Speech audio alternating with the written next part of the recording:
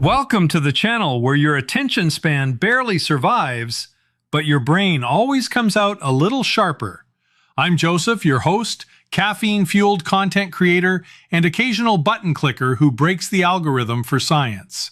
Stick around because by the end of this video, you'll either learn something epic or wonder how you just binged 3 of my uploads in a row. So let's get into it. Let's start at GTC 2026, where NVIDIA is pushing hard beyond chips into open models. The company introduced new Nemotron 3 models, Ultra, Omni, and Voice Chat, that it describes as omni-understanding across language, vision, and audio, all designed to power advanced AI agents. Ultra targets frontier-level reasoning with higher throughput on Blackwell. Omni adds video and document understanding, and Voice Chat focuses on real-time, full-duplex conversations. These models are released as part of NVIDIA's growing open model family, meaning developers can download weights and run them on their own hardware under NVIDIA's open model license. The big picture is clear.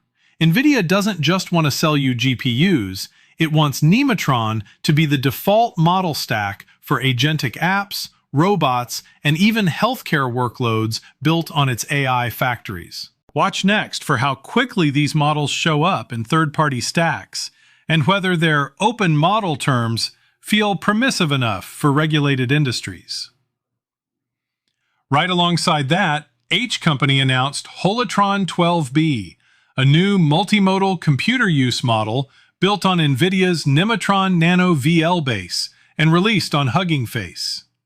Unlike general chat models, Holotron 12B is tuned to act as a policy brain for agents that look at screens, understand UIs, and click their way through workflows. Architecturally, it mixes a state space model with attention, which lets it handle long, image-heavy contexts while keeping the memory footprint low. In NVIDIA's Web Voyager benchmark, Holotron 12B jumps from 35.1% to 80.5% success compared to the Nemotron base, and runs more than twice as fast as Holo 2 8B at high concurrency on a single H10. The weights are available under the NVIDIA Open Model license, so you can self-host this model for high-throughput data labeling, browser automation, or RL from feedback loops, as long as the license terms fit your use case. Next to watch, community benchmarks on OS World and real-world GUI automation to see if Holotron becomes the default open computer use policy model. Hugging Face just dropped its Spring 2026 State of Open Source report, and the power shift it documents is striking. Using downloads and other engagement metrics, the report shows that Chinese developers now edge out US teams on recent open model adoption, with China at about 17.1% of recent downloads versus 15.8% for the US, and international/online topping the chart. Families like DeepSeek and Qwen drive a big chunk of this activity, and the Qwen lineage alone now anchors more than 200,000 derivative models on the hub. At the same time, the ecosystem is extremely concentrated. Roughly half of all models have fewer than 200 downloads, while the top 200 models, just 0.01%, account for almost half of all download. For teams that rely on open models, this means vendor-style concentration is happening even in open ecosystems, and the most important lineage decisions might now revolve around Chinese base models and community quantizers. Next to watch, how regulators, procurement teams, and security reviewers react to this shift in dependency. Today also brought a 1-2 punch on AI security. First, GitHub announced that its MCP server can now invoke GitHub secret scanning directly from AI coding agents, so tools like Copilot can scan your changes for leaked credentials before you even commit or open a pull request. This is in public preview for repos with secret protection enabled and is free for public repositories, which makes it a no-brainer safety net for AI-assisted workflows. Second, GitGuardian released its 2026 State of Secret Sprawl report, And the numbers are sobering. Newly leaked secrets on GitHub jumped 34% year over year to about 29 million in 2025. AI-assisted commits leak secrets at roughly twice the baseline rate. And AI service credential leaks alone surged 81% to over 1.27 million. Put together, this says AI is speeding up software, but also credential sprawl, faster than security processes can catch up. Next to watch, whether platforms bake more automatic secret hygiene into AI agents by default, and whether regulators start treating leaked API keys as governance failures, not just coding mistakes. So, you wake up, check your phone, and immediately regret every life choice that led you to having 4 inboxes and 3 calendars. Enter CC, your AI productivity agent, also known as the only coworker who actually reads your emails. Let's see how this little overachiever works.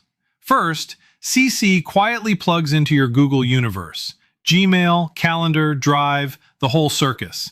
It scans your chaos, does a tiny robot sigh, and starts sorting through everything so you don't have to. While you're still half awake, CC is already triaging invoices, calendar invites, and that one email you've ignored for 6 days straight. Then, instead of 50 notifications, you get one thing. A tidy daily briefing in your inbox that says, "Here's your day, don't panic, yet." On the right, you can see what CC sends to Elisa, our guinea pig/productivity hero. At the top is top of mind, a list of actually important tasks, not update profile picture on LinkedIn. CC breaks them into tiny time chunks. 5 minutes to pay the daycare invoice before someone starts calling you. 5 minutes to RSVP for the swim meet, because apparently that's this Sunday. 10 minutes to sign the field trip form, due tomorrow, obviously. 15 minutes to book the sitter for date night, so you don't end up spending Friday watching streaming alone again. Each item comes with a handy little action button. You can add to calendar, open the details, or draft an email in one click. It's like having a tiny project manager living in your inbox, minus the awkward stand-up meetings. Next section, financial note. This is where CC gently reminds you that adulthood exists. Your rent payment is scheduled, your auto loan is lined up, and any upcoming money moves are highlighted so nothing surprises you, except maybe your credit card bill, but CC can't fix that part.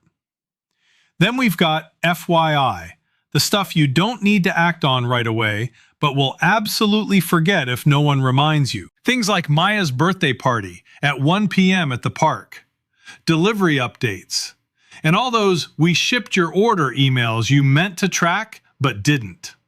CC pulls them together so you don't end up at the wrong park on the wrong day with the wrong gift. Under that is your calendar. Today's schedule, minus the clutter. Private house viewing at 1 p.m.?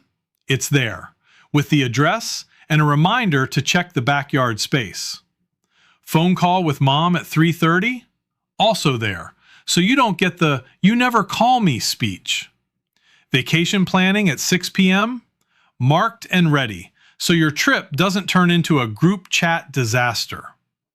The magic trick is that CC isn't just listing things. It's connecting the dots between your email, your events, your documents, and your actual life.